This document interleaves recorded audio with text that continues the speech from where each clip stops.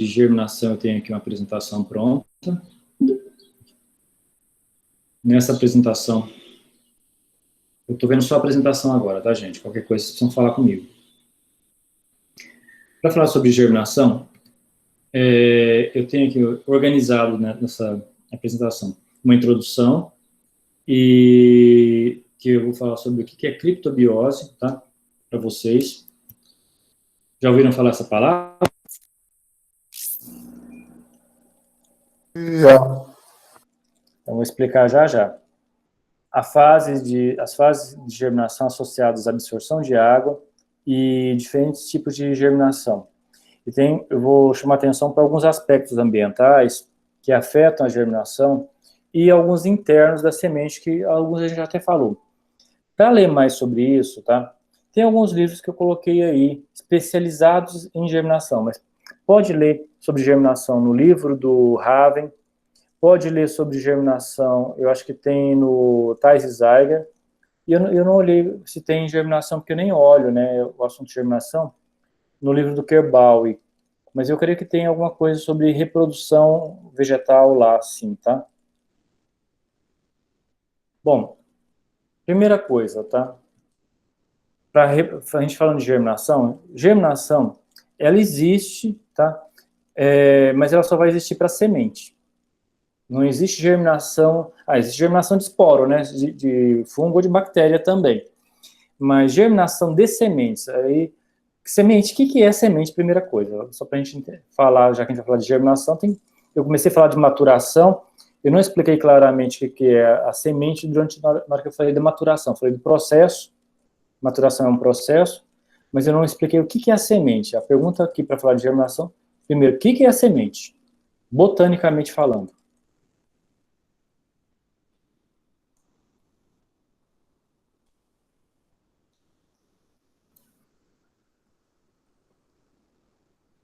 Eu ia falar, mas você está certo.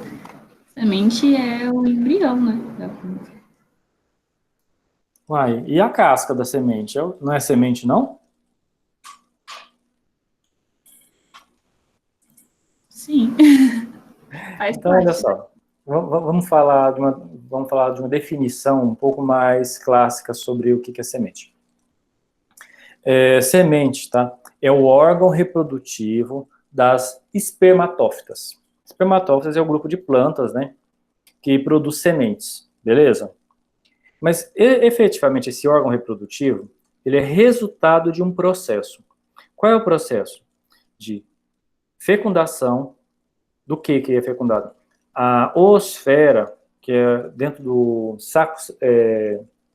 saco seminífero, perdão, vou lembrar o nome da estrutura, mas saco embrionário. Lá no ovário, pode ter mais de um óvulo dentro do ovário, né? Então, mais de uma semente, ou um único. Mas uma vez que ele esteja lá dentro desse saco embrionário, tem osferas, tá? E tem sinérgidas. Quer dizer, as antípodas e as sinérgidas. Entre as sinérgidas, tem uma delas que é diferenciada, que é a osfera. E a osfera, ela normalmente está voltada, estou falando de estrutura do ovário, viu, gente? Ainda, e do óvulo, para um poro chamado micrópila. E nesse poro aí, é por onde normalmente chega o tubo polínico durante a fase de fecundação. Bom, uma vez que ocorrer a fecundação, normalmente, tá, o grão de pólen tem 3 núcleos. Um é o que controla o crescimento do tubo polínico. Um deles vai fecundar essa oosfera, e essa oosfera vai se tornar o embrião fecundado, resultado da dupla fecundação, né? Quer dizer, da fecundação do material genético paterno e materno, tá? Já que esse saco embrionário, todas as células dentro desse saco embrionário são N cromossomos, tá, gente? Elas sofreram meiose durante essa formação e são haploides. Enquanto todo o tecido do óvulo em volta, ele é diploide, ele é geneticamente igual à planta-mãe. Então, o tegumento da semente é diploide, tá? Ele tem origem materna somente. Agora, a semente, o embrião, tem origem na dupla fecundação. Mas deixa eu falar por que é dupla fecundação. Porque ocorre a fecundação do embrião e o outro núcleo polar, o núcleo do do tubo polínico, como eu falei, um controlou o crescimento do tubo polínico, um fecundou a oosfera, sobrou um. Sobra, dentro desse saco embrionário, na fase de formação do óvulo ainda, muitas vezes tem núcleos livres não celularizados dentro dessa estrutura. Tem células e tem núcleo livre. É uma loucura, né? Mas todos esses núcleos são haploides. E pode acontecer desse terceiro núcleo e fecundar um desses núcleos que estão soltos lá, chamados núcleos polares, formando uma estrutura diploide. E ainda pode acontecer, já que esses núcleos estão livres, de formar mais um núcleo, se fundir a esses dois núcleos que já foram unidos, formando uma estrutura genética com 3N cromossomos, 3 fitas de DNA pareadas. E essa estrutura, ela pode celularizar depois dessa fecundação, né? Dessa tripla fusão, né, desse material genético, desses núcleos. Nessa situação que acontecer isso, eu posso ter uma estrutura de reserva chamada endosperma, que ela pode ser diploide, se só 2 núcleos se fundirem. Se 3 núcleos se fundirem, ela pode ser triploide, 3N cromossomos. Enquanto a oosfera que foi fecundada é 2N cromossomos. Então, eu posso ter variação do nível de ploidia, ou seja, o número de fitas de DNA, que estão dentro de uma semente. Com isso, então, olha que bacana. Uma semente, enquanto um órgão vegetal tem um tegumento, que é 2N cromossomos, igualzinho ao restante do tecido materno, tá? Igual ao restante do tecido do fruto, geneticamente estou falando, tá? Posso ter um embrião 2N cromossomos, que às vezes o pareamento do DNA do cromossomo materno e paterno pode não ter sido o mesmo, então ele é geneticamente diferente, né, do ponto de vista de pool gênico que ele tem, e posso ter um tecido de reserva 2N ou 3N cromossomos diferente também. Então, a semente, enquanto órgão vegetal, ela é uma quimera genética. Já ouviram falar de quimera genética, né? Sim. É quando você tem variação do tipo de formação gênica do pool gênico no mesmo organismo. Então, esse órgão, especificamente semente, ela já é uma quimera genética. E pode acontecer ainda do tecido de reserva, que eu falei, o endosperma se formar, mas às vezes o tecido mais próximo do saco embrionário, que é chamado tecido nucelar, é a primeira camada de células no saco embrionário, que ela também poderia dar origem ou ao tegumento, ou ela pode dar origem a um tecido de reserva, que muitas vezes ele é consumido na fase inicial, que é chamado de nucelo ou tecido nucelar. Então, ainda a semente pode ter outro tecido de reserva, aí, geneticamente igual à planta-mãe. Bom, Edson, e o cotilédone? O cotilédone é parte do embrião. Então, ele é geneticamente igual ao restante do embrião. Pode acumular reserva nele, como a gente conhece no caso do feijão, mas tem semente que não acumula toda a reserva no cotilédone. Vocês conhecem sibipiruna, não conhecem? Na hora que vocês, então, tiverem possibilidade de falar de reprodução, falar de tecidos vegetais, pega uma semente de feijão, leva para uma sala de aula, tá? E abre ela e fala, esse é tegumento. E aí você vai falando de genética também, né? Esse aqui tem origem só no material da semente. Então é 2N cromossomos, mas é geneticamente igual à planta-mãe. O embrião que está lá dentro do feijão, ele é 2N cromossomos também, só que metade dos genes dele são da mãe e metade são do pai, tá? Veio pelo grão de pólen. Então, geneticamente é diferente. Se você pegar a semente de sibipiruna, tá? Você tem o tegumento, 2N cromossomos. Na sibipiruna, outro material também que tem é o flamboyant, a própria semente flamboyant, só que a semente flamboyant é difícil abrir ela, tá? Mas a sibipiruna tem um tecido mucilaginoso, que ele parece como se fosse uma borrachinha esbranquiçada. Aquilo ali é endosperma. E aquilo pode ser 2N ou 3N cromossomos, diferente do tegumento, tá? E é diferente do embrião também. E tem o embrião com os cotilédones foliáceos, que armazena um pouco de reserva, tá? Então, são estruturas bem grandes, e sementes que têm estruturas grandes, que vocês conseguem mostrar sem precisar de lupa, laboratório, e discutir a composição genética deles. E o embrião, que é outro material genético também. Então, é legal para falar sobre semente, tá? E, em alguns casos, existe mais uma coisa ainda. Naquele tecido que eu falei, que é o tecido nucelar, que pode formar uma outra reserva, que muitas vezes ela é consumida Durante a fase de maturação, o tecido celular se forma e é consumido. Então, ele não está disponível na fase final da maturação. Mas pode, do tecido no celular, se formar mais de um embrião. E esses embriões que estão dentro, tá, da semente como um todo, então vai formar uma semente poliembriônica e não com um único embrião, tá? Eles são, os que tiveram origem no celular, são geneticamente iguais, tá, à planta-mãe. Então são clones da planta-mãe. E são embriões. Então, semente, nem todo embrião que está dentro da semente, tá, quando ela é poliembriônica, tem origem na dupla fecundação. Exemplo de semente poliembriônica, vocês conhecem, laranja. Laranja, se você abrir a semente da laranja, você vai começar a abrir, você vai ver que parece que quebrou, tá? Cada um daqueles fragmentos que está ali, se você separar, é um embrião. Outra semente poliembriônica é jambo. O jambo está produzindo agora, inclusive, viu, gente, nessa época. Aí tem uma semente grandona, tá? Se você abrir semente de jambo e tirar, tá? Você vai ver que tem umas coisas encaixadas. Fala, quebrou, tá? Alguns, às vezes, pode ser quebra mesmo, mas você consegue separar alguns com mais cuidado, são embriões com tamanho diferente, inclusive. E é uma semente poliembriônica. Tem muitas outras espécies poliembriônicas. Então, só que algum daqueles embriões, aí, geneticamente, teria que testar, né? Para saber qual que é exatamente igual à planta-mãe e qual não é. Mas, algumas vezes, acontece uma outra coisa também, tá? Para algumas espécies, quando ocorre a dupla fecundação, né, cruzada, que o gene vem do pólen e não e mistura com o da planta-mãe, algumas espécies, o embrião, que na hora que germinar, crescer mais, tá, ele pode ser que, se ele tem o mesmo tamanho dos outros, tá, gente, ele tenha um efeito de crescer mais por uma coisa chamada heterose. Já ouviram falar do efeito de heterose?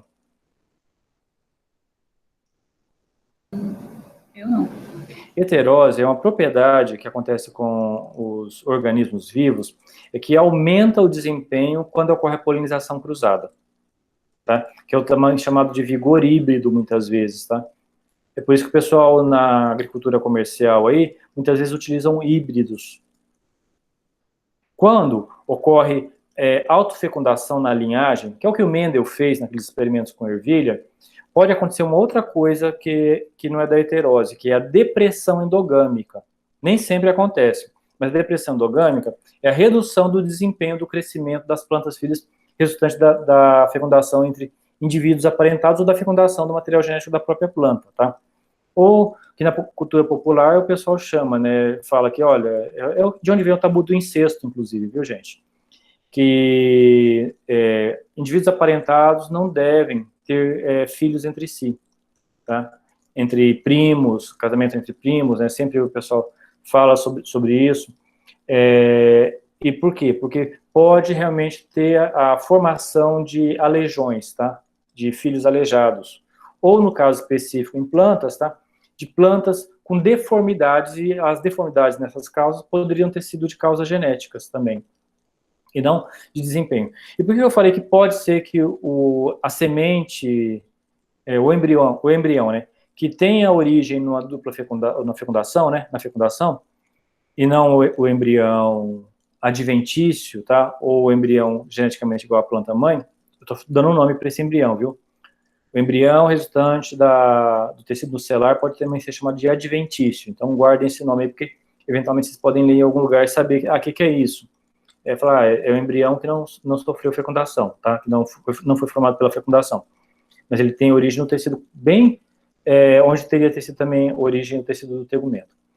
Mas voltando para a história do embrião, o tamanho do embrião importa. Nem sempre esse desempenho sobre a troca genética acontece. Porque uma outra coisa que pode acontecer é aquilo que eu mostrei para vocês na hora que eu falei de massa seca acumulada na semente. É que o embrião maior tem mais massa seca acumulada. Significaria que ele teria mais reserva. Então, ele poderia, tá, superar, às vezes, inclusive, um embrião maior, um embrião oriundo de uma fecundação cruzada. Então, poderia superar o efeito heterótico, então, pela massa acumulada. Então, por isso que eu estou falando que nem sempre o embrião que crescer mais vai ter esse efeito da heterose. Isso também depende de quanto massa ele tem acumulada nele, tá bom? Só para guardar informações aí sobre uso e conhecimento da genética junto com a massa seca que a semente pode respirar e utilizar para o crescimento e formação da nova plântula. Muito bem. As sementes, então, sendo esse órgão vegetal, que é essa quimera genética, com tudo isso que eu falei para vocês, que pode ter um embrião só, pode ter vários embriões, tá? Elas, nas espécies que toleram aquela secagem, tá? Que são chamadas espécies ortodoxas, elas reduzem a atividade metabólica. E essa redução da atividade metabólica, que implica redução da atividade de respiração celular, tá? De crescimento, desenvolvimento, produção de qualquer outro composto, ela entra no estado de latência. Não chega a ser dormência, tá? Ela é latência e redução da atividade. E isso é que é a criptobiose, que é causada, cripto significa fechado, tá? Bio, vida, vida fechada, que é causada pela dessecação das sementes. Mas lembra que eu mostrei 2 exemplos para vocês? Um, na hora que eu mostrei no livro, eu falei, olha, a semente da díquia, que é a bromélia, ela seca, tá? Ela entra em criptobiose, quando ela seca. Agora, a semente da inhaíba, que eu mostrei o trabalho de maturação, eu falei, olha, ela é dispersa com mais de 50% de teor de água. Aquela semente não entra em criptobiose. Ela nem tolera a secagem dela, que é uma semente recalcitrante, tá? E com isso, então, criptobiose só pode acontecer para sementes ditas ortodoxas. Tá? Sementes que não são ortodoxas não podem entrar em criptobiose, senão elas morrem. E o que é germinação em si, que é o assunto da aula? A germinação, ela tem diferentes critérios para descrever germinação. Enquanto fisiologista vegetal, eu poderia classificar a germinação e dizer que o processo de germinação são todas as variações do processo metabólico que vão desde a reidratação da semente, com aumento da atividade metabólica, que vão culminar, tá? Ou seja, vão chegar, tá? Até a semente protruir a raiz primária. Protruir é um verbo mesmo, viu, gente? Que significa rasgar o tegumento. Na hora que a semente está germinando, a primeira estrutura que costuma surgir na germinação é a raiz primária. E ela rasga o tegumento por aumento da pressão osmótica, quer dizer, aumento da pressão interna, né? Causado pelo aumento da pressão osmótica dentro das células da raiz primária que ainda vão se expandir. Efeitos de auxinas e de citocinas na região apical, né, da raiz primária. Então é protrusão, tá? Não é protu, não, é protru, com T-R-U mesmo, tá? Então, o fisiologista fala que o processo de germinação ele encerra aí. O tecnologista de semente, e eu, do ponto de vista de formação, tá? Eu me vejo muito mais tecnologista de semente do que fisiologista. Eu considero que o processo de germinação começa também com a hidratação, mas ele não para na protrusão da raiz primária. Ele para na formação de uma nova planta, tá? E essa nova planta ainda tem que ser capaz de regenerar uma nova planta. Não pode formar só plântula. Plântula é uma planta jovem, pouco desenvolvida, tá? Ou pouco diferenciada. Ela não tem toda a estrutura, a arquitetura de uma planta já desenvolvida. Então, eu espero um pouco mais, até eu ver essa plântula, para falar que o processo de germinação está concluído. Por quê? Porque quando eu espero um pouco mais, eu vou olhar se a semente que protruiu a raiz, ela ainda tem capacidade de regular o crescimento da parte aérea e da raiz, para formar uma planta que tenha crescimento da parte aérea equilibrado com o de raiz.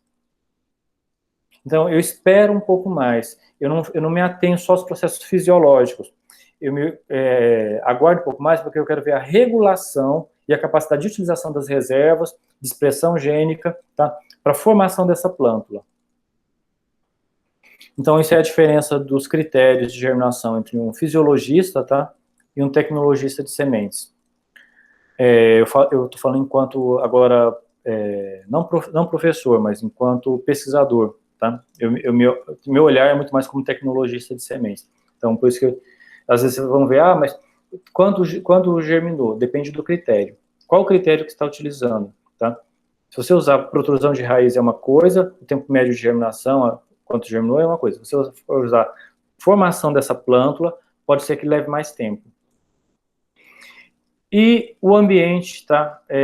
Que pode afetar a germinação. os aspectos ambientais que afetam a germinação, principalmente estão associados à absorção de água, porque sem água eu não tenho dissolução de solutos, eu não tenho transporte de solutos, eu não tenho atividade fotossintética nessa plântula, e outra coisa, tá? Eu não tenho atividade respiratória também. Porque uma das coisas para vocês lembrarem da atividade respiratória, do metabolismo respiratório, é que para a respiração celular, você consome carboidrato, você consome oxigênio e você consome água. A água também é utilizada no processo respiratório, tá? Como parte do processo ali, dos substratos do processo de respiração celular. Libera CO2, tá? Pode liberar água em alguns casos, e pode liberar energia na forma de ATP, por exemplo, né? Mas pode ser energia térmica também. E a troca gasosa, porque sem ocorrer entrada de oxigênio, o processo respiratório não acontece. E a saída do CO2. Porque vocês têm que lembrar de uma outra coisa que a gente já chamou a atenção para vocês, que é a concentração de CO2, ela pode inibir alguns hormônios vegetais. Então, elas, na verdade, modificam, tá, as rotas metabólicas associadas ali, dentro do vegetal. Então, por isso que é necessário. Aí, no caso da respiração celular na semente, não é entrar CO2, é sair CO2 e entrar oxigênio, porque eu não estou fazendo fotossíntese ainda, na fase inicial de germinação. Eu estou fazendo respiração celular das reservas que foram acumuladas durante a fase de maturação, que é a formação da semente anterior. E internamente, primeira coisa, a semente tem que estar viva. Para ela estar viva, o critério dela estar viva a gente chama de viabilidade, tá? Esse é o termo técnico para falar que ela tem que estar funcionando metabolicamente. E esse funcionamento metabólico depende também de quanto tempo e habilidade ela tem de se manter viva ao longo do tempo. E esse critério de se manter viva ao longo do tempo é chamado de longevidade. Então ela tem que estar viável e ser mais ou menos longeva conforme a espécie. Porque não adianta pôr para germinar uma semente que não está viável mais, viu, gente? Qual parte da semente que germina? Só o embrião. Os tecidos de reserva que eu chamei a atenção para vocês lá, endosperma, ou no celo, tá? Não germinam. Agora, qualquer embrião, mesmo da fecundação cruzada, ou embriões no celares, germinam. Tegumento também não germina, viu, gente? Então, ele tem que estar metabolicamente apto a funcionar, a regular os processos, quebrar as reservas, migrar essas reservas para regiões de crescimento, fazer divisão celular, fazer expansão celular, protruir a raiz, diferenciar a nova planta. Então, é isso que eu estou falando sobre essa viabilidade, e quando ela considerar o tempo que ela tem essa habilidade, eu estou falando de longevidade também. Algumas sementes, tá, têm internamente os seus processos de germinação comprometidos, mas não estão inviáveis, ou não tem problema nenhum de longevidade, mas elas, às vezes, estão dormentes. E a dormência pode ter algumas razões. Uma delas, eu mostrei para vocês na hora que eu mostrei aquele desenvolvimento morfológico da inhaíba, tá? Da maturação da inhaíba. O embrião estar morfologicamente maturo. Porque dormência, conceitualmente, é um fenômeno que atrasa a germinação ou que impede que ela aconteça, mesmo que eu coloque as sementes em condições favoráveis para que aconteça o processo de germinação. Qualquer atraso que acontecer é entendido como dormência, tá? Desde que não seja processo de redução de vigor. Também às vezes tem um atraso, mas não sendo problema de vigor ou de desempenho, é dormência. Troca gasosa, se o tegumento impedir a troca gasosa ou a entrada de água, então o tegumento é que precisa ser escarificado, rompido, para permitir essa superação de dormência, que é a natureza do envoltório da semente, tá? Que pode causar essa redução das atividades metabólicas necessárias. Ou ainda pode ter uma outra coisa, tá? O balanço hormonal. Se no balanço hormonal, lembra de eu falar daquela secagem no final da maturação para sementes lá, por exemplo, da jurema? A semente da jurema, por um acaso, ela consolida o tegumento, tá? Mas algumas espécies não têm o tegumento impermeável, mas elas acumulam ABA e continua com o ABA, ácido abscísico, acumulado. E o ABA, ele como fala, tem efeitos antagônicos em relação às citocininas, auxinas e giberelinas, que são os promotores da germinação. Consequentemente, se o balanço hormonal de aba estiver maior, eu tenho um impedimento fisiológico para que aconteça a retomada do crescimento do eixo embrionário. Eixo embrionário, o que é o eixo embrionário, gente? É a radícula do embrião, tá? Às vezes tem um mini hipocótilo ali, tá? Que é um eixo hipocótilo radícula, que a gente chama, tá? E pode ter uma plúmula, mas às vezes nem tem plúmula entre os cotilédones, tá? Mas estou falando de estrutura de embrião. Então, se ele continuar crescendo, né, nessa fase posterior, quando eu coloco para germinar, eu estou falando que o processo de germinação está sendo retomado. Para as espécies que são fotoblásticas, positivas ou negativas, a luz tem importância na iniciação da sinalização para a semente para mudar o balanço hormonal e iniciar aquela transcrição gênica.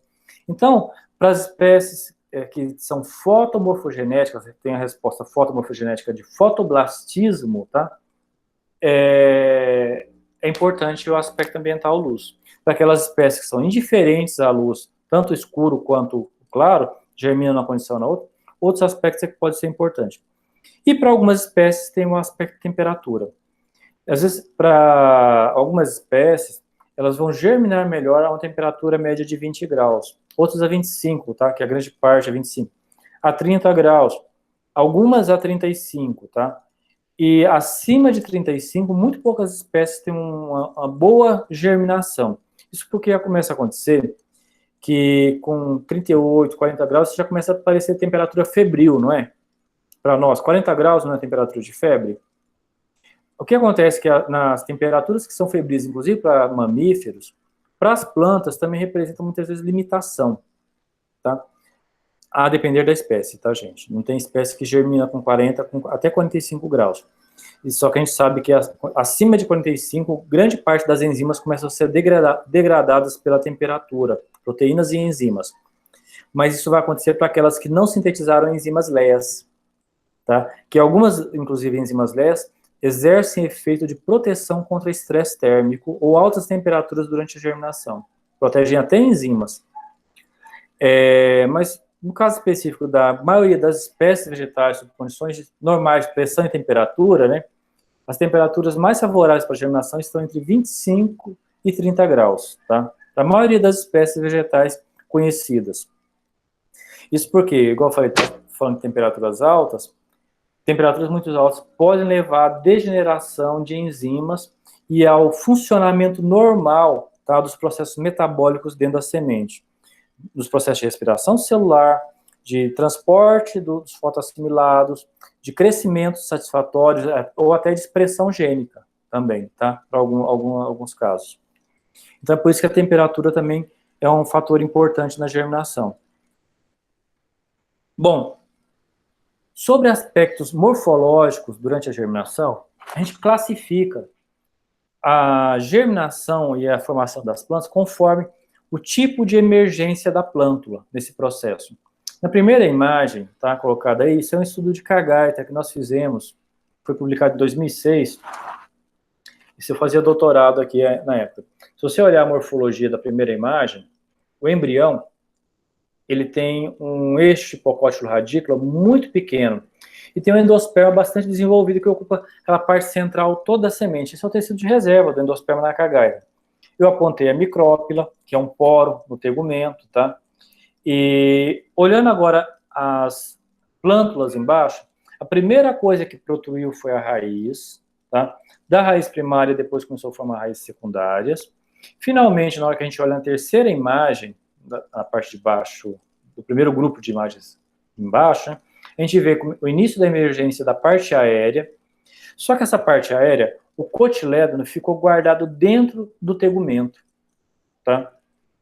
Ele vai utilizar esse cotilédono, que são foliáceos no caso da Kagaita, para drenar as reservas do endosperma. Então, o cotilédono não tem a função armazenadora nessa espécie, ele tem uma função como se fosse um austório, drenando as reservas do endosperma.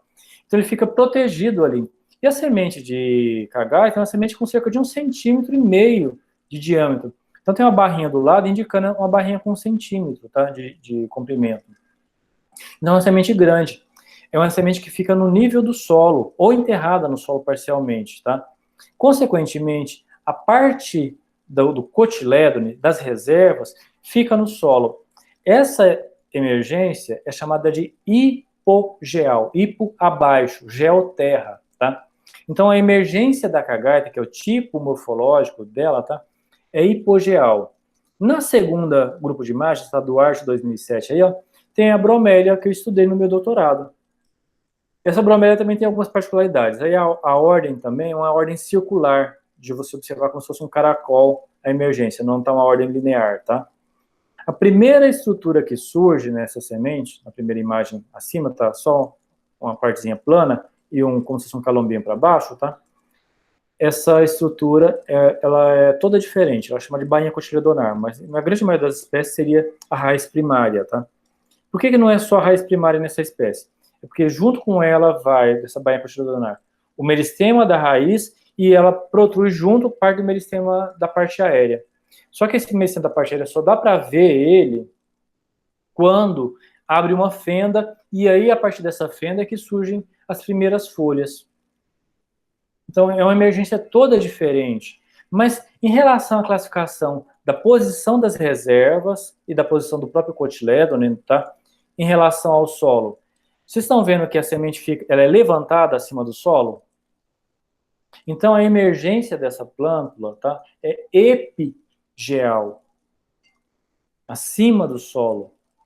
Na outra imagem abaixo, no cantinho abaixo, foi um trabalho de um TCC de uma orientada minha, ela fez engenharia florestal lá em Mineiros, enquanto eu também fazia doutorado, eu fui professor em Mineiros, e ela fez com a bailarina, que é a Trimesia juncifolia, também chamada de ruibarbo do cerrado, tá? E a emergência também é hipogeal dessa espécie. Assim como acontece no milho, que é a última imagem que eu peguei de um livro, tá? E só que, notem uma coisa que eu quero chamar a atenção para vocês. A última fase, que é a história da plântula normal, que é o critério que eu uso, tá? Na primeira imagem, levou 56 dias após eu ter semeado para ela formar essa plântula normal, ou seja, está com os metáforos, folhas todas expandidas, tá? E tem uma estrutura mínima adequada. Na bromélia, tá? Olhando a plântula do meio, está escrito lá na horizontal, 15 das, tá? É dias após ter sido semeado. De 56 para 15, né? Foi 31 dias a menos. A bailarina, tá? Ou o ruibarbo, ou a Trimesia juncifolia, levou 90 dias para formar a plântula normal. Enquanto o milho leva só 7 dias. Então, é uma outra pergunta sobre a história reprodutiva. Quando é que essa plântula está pronta, tá? Para já começar a se desenvolver? E quando termina essa fase de plântula, também normalmente o que acontece do ponto de vista metabólico na semente, ela joga fora as reservas, ou cotilédones, tá? E já não depende mais das reservas presentes ou no cotilédone ou na semente. Então, toda essa fase inicial de plântula, ela morfologicamente pode ser caracterizada, mas ela também pode ser caracterizada como critério da fase que encerrou a fase de plântula, depois vai entrar na fase de planta jovem, tá? Quando a semente deixa de depender das reservas presentes na semente, ou no cotilédones, ou em outras reservas, como o endosperma, apresentado na primeira imagem. Então, e quanto mais tempo isso leva para estabelecer a plântula, tá? Ao formar essa plântula, mais tempo a semente e essa planta jovem, ou plântula em formação, está suscetível a danos ambientais. E isso vai explicar aquela outra coisa que eu falei para vocês. Por que a gente olha para a paisagem e vê que uma espécie está mais estabelecida e outra não? A que vencer essa fase de plântula mais rápido, tá? Ela consegue se estabelecer com mais frequência na paisagem. E aí você começa a ver agregação ou frequência populacional depois de indivíduos adultos também. Depois vai passar, naturalmente, a fase de planta jovem passa por uma fase que a gente chama de recrutamento, que é, na verdade, o estabelecimento da planta jovem até ela chegar à fase de planta adulta. Tem muitos fatores ambientais ou ecológicos que interferem na taxa de recrutamento, tá, gente? Mais uma vez aqui, ó, outras imagens de material que, na primeira imagem que nós trabalhamos, que essa de cima é Andirantelma, é de uma Fabácea arbórea, que tem uma estrutura reprodutiva com esse diâmetro aqui, mais ou menos, que eu estou apresentando na mão, ó, com 3, 4 centímetros de diâmetro, tá? Tem muita reserva nas sementes, tá? Dessa espécie. E olha a fase de plântula, tá? Chegou até a fase de planta jovem, com mais de 130 dias após eu ter semeado. Então, tem espécies que precisam de ambientes muito mais estáveis. Então, estudar plântula, morfologia de plântula, tá? Que é uma das partes do estudo reprodutivo, e o tempo que leva, ele te dá uma informação da necessidade de estabilidade ambiental para o estabelecimento daquela espécie. Então, tem uso essa informação, tá? Para a compreensão ecológica das espécies, estabelecimento delas, e você começa a ver frequência das espécies nas populações. Enquanto o caso do feijão também, que é uma outra fabácea, mas é uma fabácea herbácea, também estabelece a plântula com 7 dias. Olha a diferença, eles são da mesma família botânica, viu? A primeira imagem e a segunda. Só que são espécies de gênero diferente e com hábito de crescimento todo diferente também. E a germinação do ponto de vista fisiológico, tá? Não morfológico mais. Ela é representada, primeira coisa que deve acontecer em qualquer fase da germinação é justamente o que está apresentado nessa linha vermelha dessa imagem, que é a absorção de água, tá? Essa absorção de água, ela é representada de um modo geral, para a maioria das espécies vegetais, por um modelo chamado modelo trifásico, tá? Em que a gente tem a fase 1 de rápida absorção de água, a fase 2 de estabilização dessa absorção de água, e depois, quando ocorre a protrusão da raiz primária, existe uma retomada da absorção de água.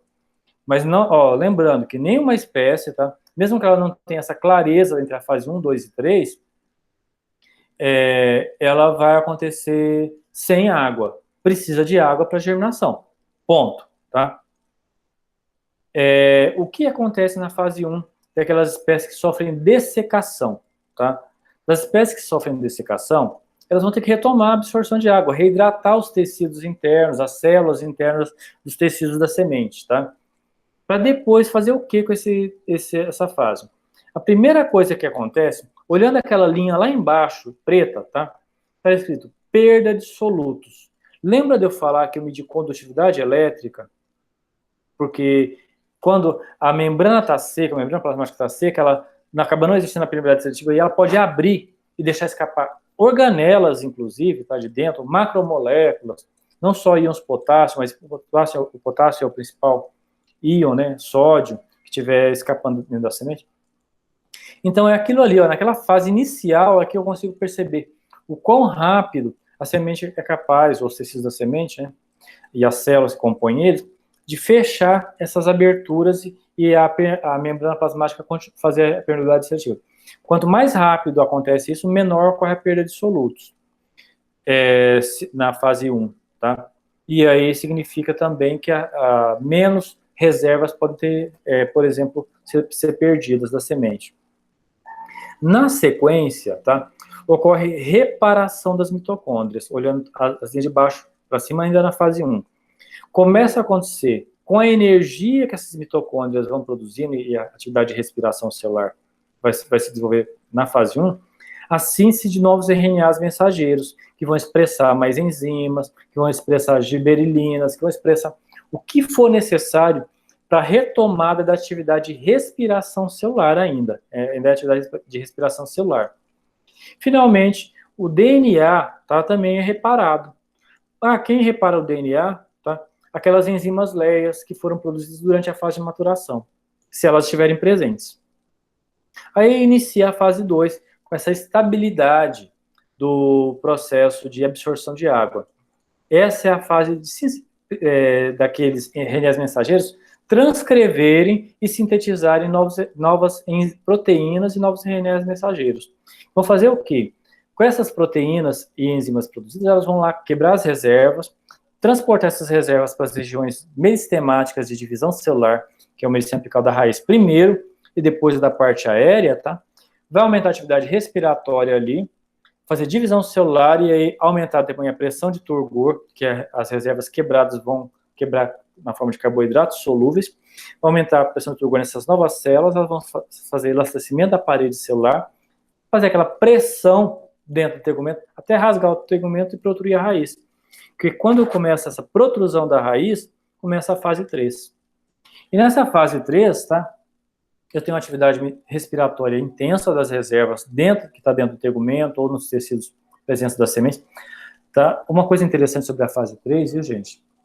É que, e também a edição da fase de plântula, lembrar só para a fase de plântula, é que toda a semente só precisa de água e, como fala, temperatura ou luz, né, na fase externa, externamente, como fator ambiental. Mas reserva mesmo, então não precisa colocar a semente para germinar em um substrato rico em nutrientes.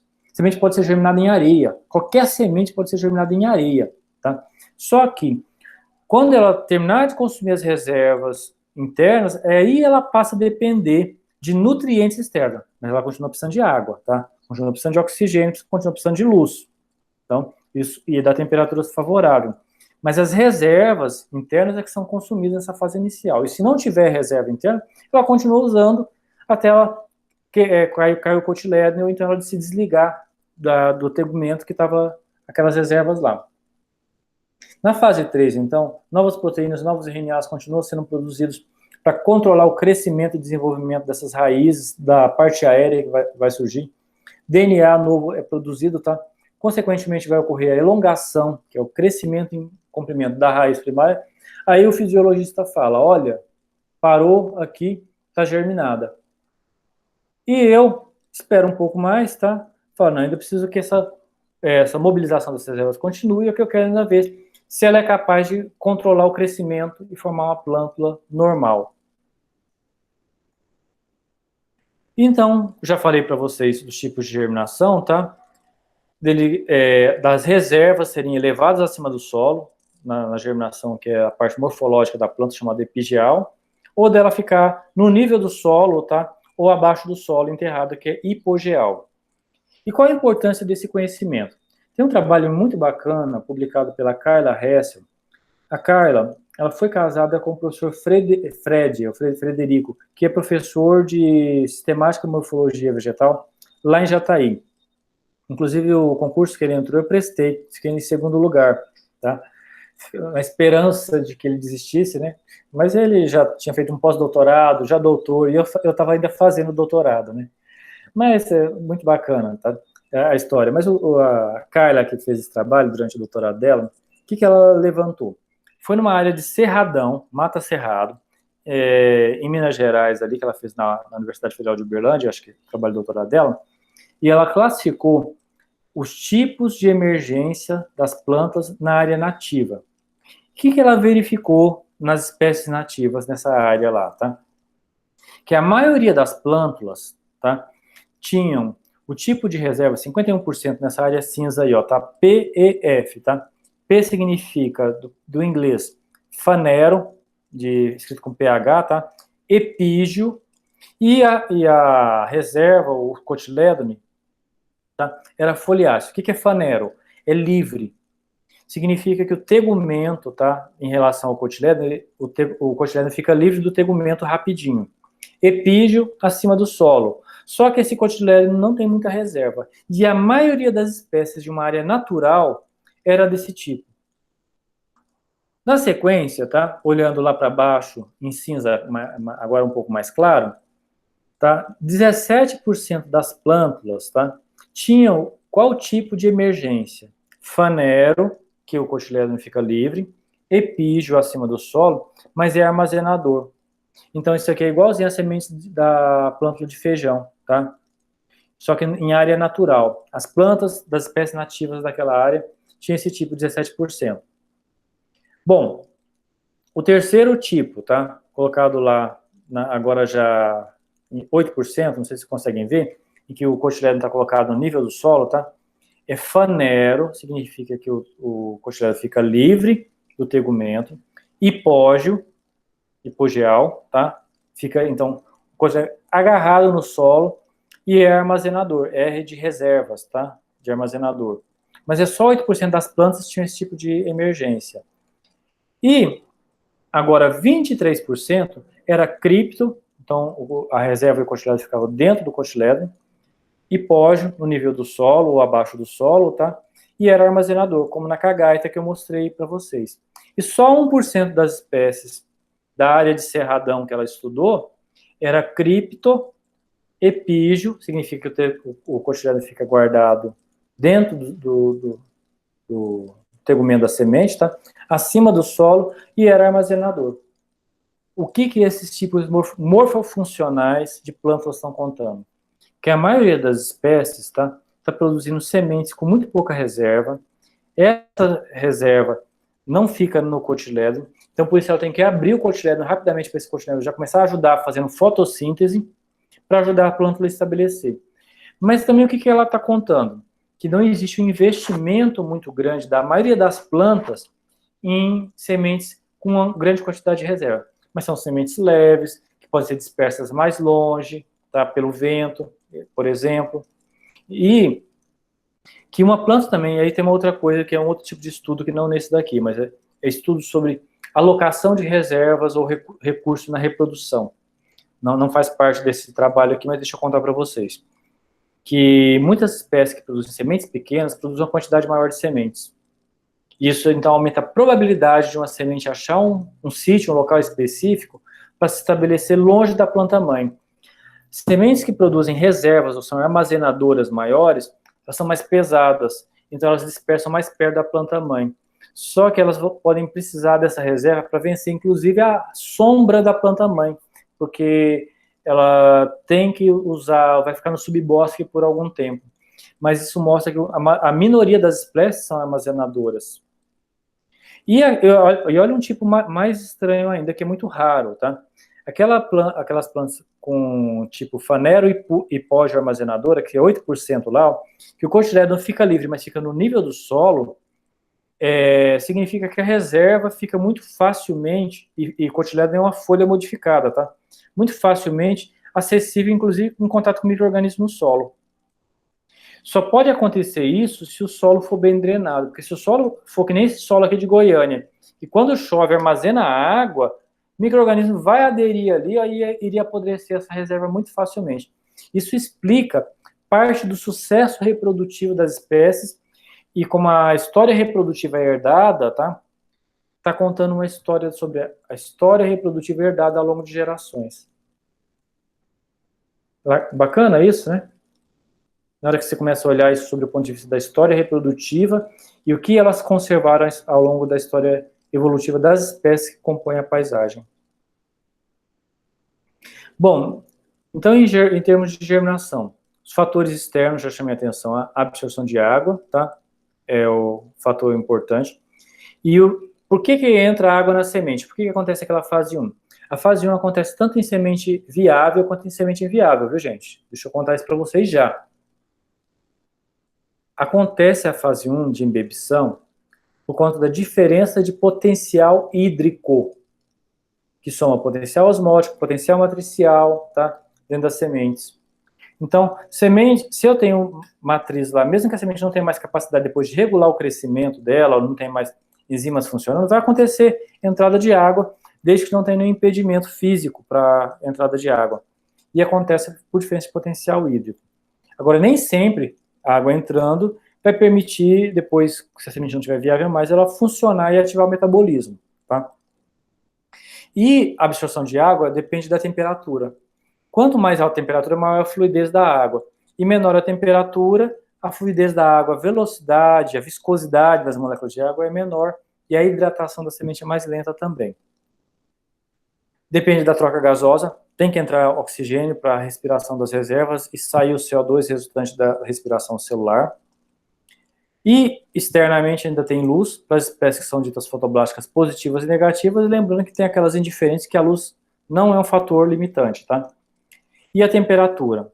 A temperatura, eu costumava desenhar para fazer essa explicação, um termômetro, eu não tenho essa imagem desse termômetro aqui. O que é a temperatura ótima? Temperatura ótima é aquela faixa de temperatura em que ocorre a máxima germinação no menor tempo possível. Existem temperaturas subótimas, inferiores e superiores. As inferiores costumam retardar a temperatura, a germinação, tá? Porque a atividade metabólica como um todo reduz em temperaturas mais baixas, e a respiração celular também. E a subótima superior, tá? A ótima, ela costuma reduzir a porcentagem de germinação, apesar da germinação acontecer num tempo menor. Mas por que acontece essa redução do percentual ou da taxa de germinação? Porque começa a ocorrer degradação enzimática, tá? E tem aquelas extremas, da temperatura extrema. É aquela temperatura limite, inferior ou superior, abaixo ou acima da qual não tem mais germinação nenhuma, tá? E aí elas são chamadas de temperaturas cardinais, também, tá? Um outro termo que vocês podem eventualmente ler na literatura, que são as temperaturas extremas. Bom, internamente eu já chamei a atenção a longevidade, e a longevidade diz respeito à capacidade de manter-se viável, tá, ao longo do tempo, então a viabilidade é um fator importante, né? O vigor, e o vigor tem uma estreita relação com a capacidade de regulação do funcionamento metabólico e quanto de reservas a semente tem, tá? Então, costuma ter uma relação de acúmulo de reserva com o vigor, por isso que eu chamei a atenção para o embrião de tamanho diferente, tá?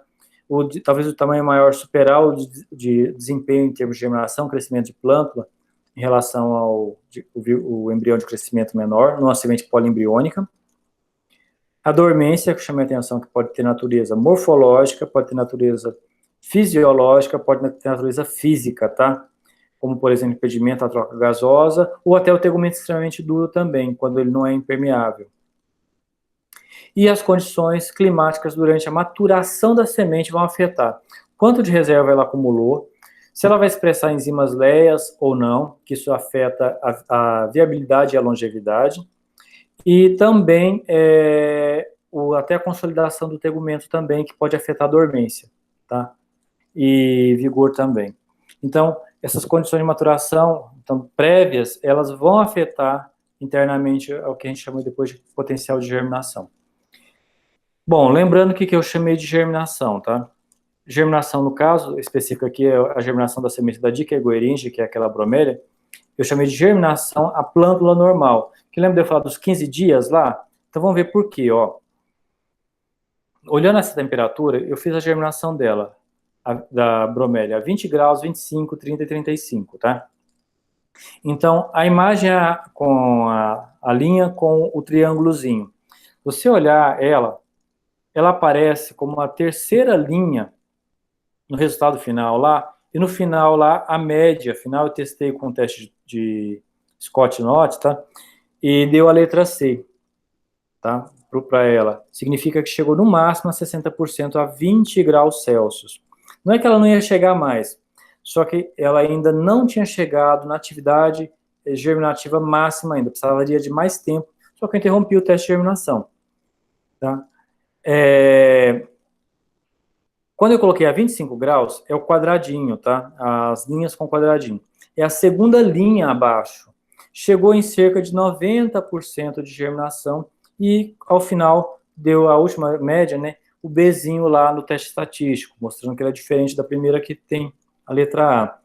E a que deu melhor germinação para a espécie foi a de 30 graus. Aconteceu antes, você olhar com cuidado aí, você começa a ver que ela aconteceu a partir do 5º dia, tá? Já chegou no máximo com 10 dias já. E a primeira linha, tá mostrando acima. E ao final da germinação deu desempenho maior, mais de 90% de germinação, tá? E a que deu pior desempenho? A 35 graus Celsius. É a última linha embaixo. Ao final da germinação, ficou inclusive com cerca de 40% de germinação, tá?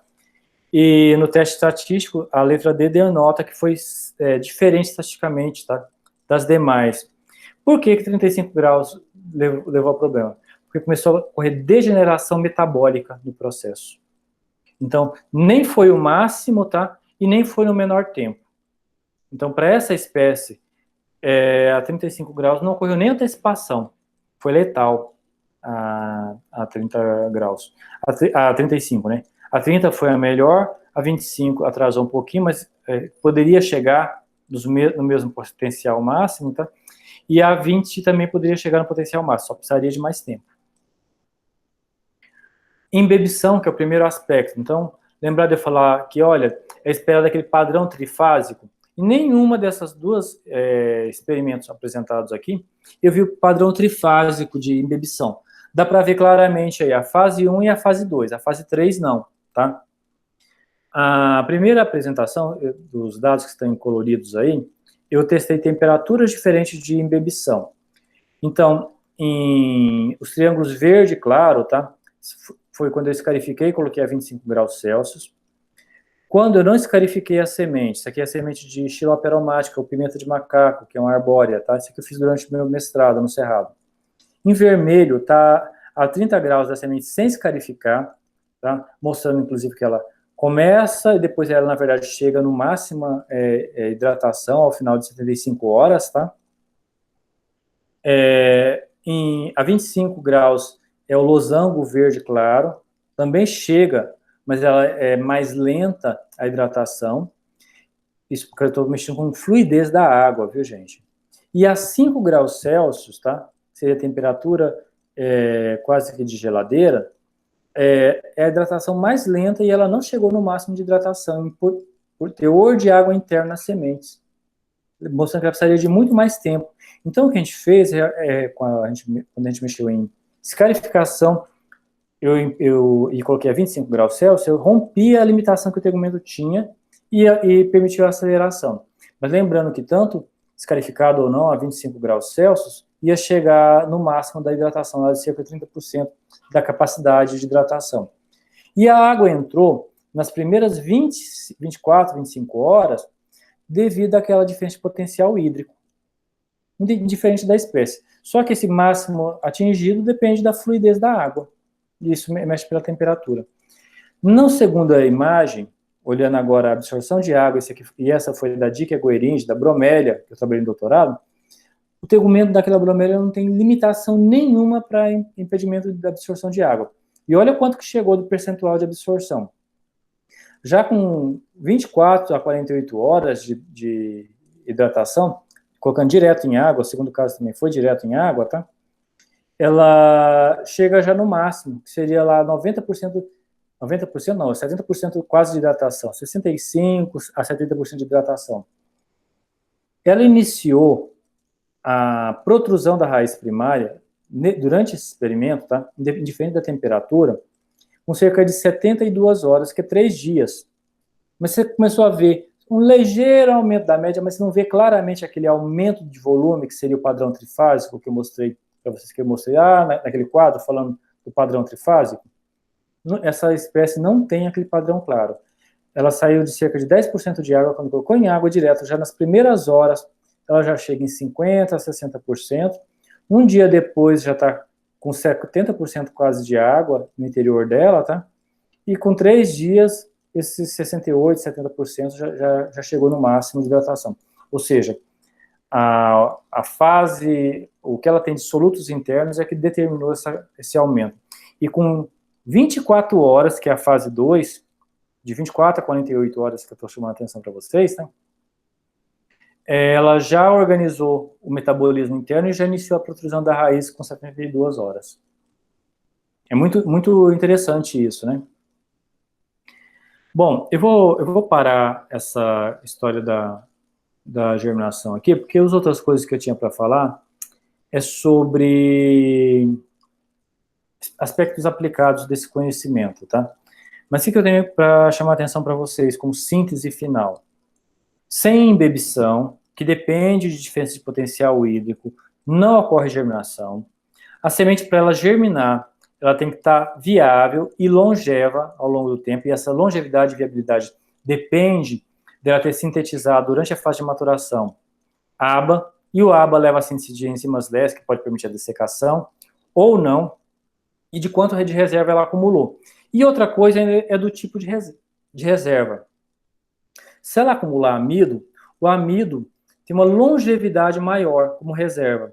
Se ela acumular proteína, a depender da condição que eu conservei a semente, ela tem uma longevidade. Porque sementes proteicas, se eu colocar num ambiente um pouco mais hidratado ou de alta temperatura, eu posso degradar a reserva proteica. Lembrando que proteína pode degradar em alta temperatura. Mas se eu colocar se a semente acumular óleo como principal componente de reserva, O óleo tem uma propriedade de estar, basta na presença do ar, então não tem como tirar da atmosfera, né? Ele sofre rancificação, que é a peroxidação dos lipídios, tá? É um processo bioquímico. Não tem como parar. Então, uma coisa que acontece, a longevidade ela é afetada pelo tipo de reserva que a semente acumulou. Uma semente amilácea e que pode perder água, ela se conserva longeva por muito mais tempo. Tá? Uma semente que tem proteína, tá? Tem uma longevidade considerada intermediária. Agora, sementes oleaginosas, tá? Que acumulam óleo, elas têm uma longevidade mais curta. Exemplos práticos disso, tá, gente? Sementes de, sei lá, um flamboyant, tá? Que acumula óleo. Óleo não, amido, tá? 2, 3 anos depois você ainda consegue usar a semente. Uma semente de uma espécie proteica, tá? Que a reserva principal é a proteína. Feijão. Dá no máximo 1 ano e meio de longevidade. Uma semente oleaginosa, tá? Que vocês conhecem, por exemplo, são as castanhas. Castanha do Pará, ela tem reserva oleaginosa. Não dá 6 meses que ela está guardada, tá?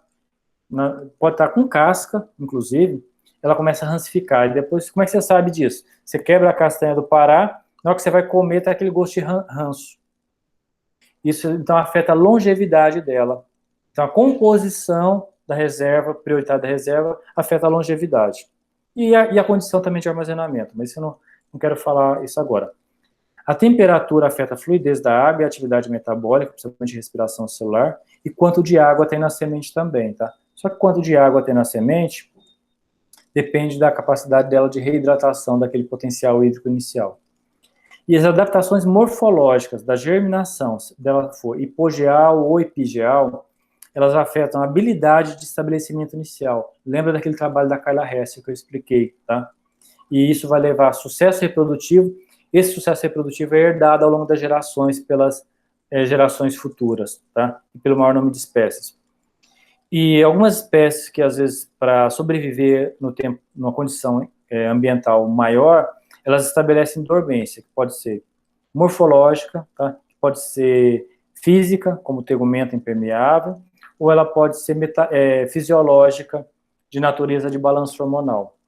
E tudo isso, tá, em conjunto, tem aplicação para a reprodução das espécies vegetais de forma reprodutiva, ou para a conservação delas, ou para entender quando você precisa renovar as espécies vegetais. Bom, o que eu tinha para apresentar sobre germinação para vocês era isso. Eu estou disponível para a gente tirar dúvidas. E hoje eu gastei todo o período de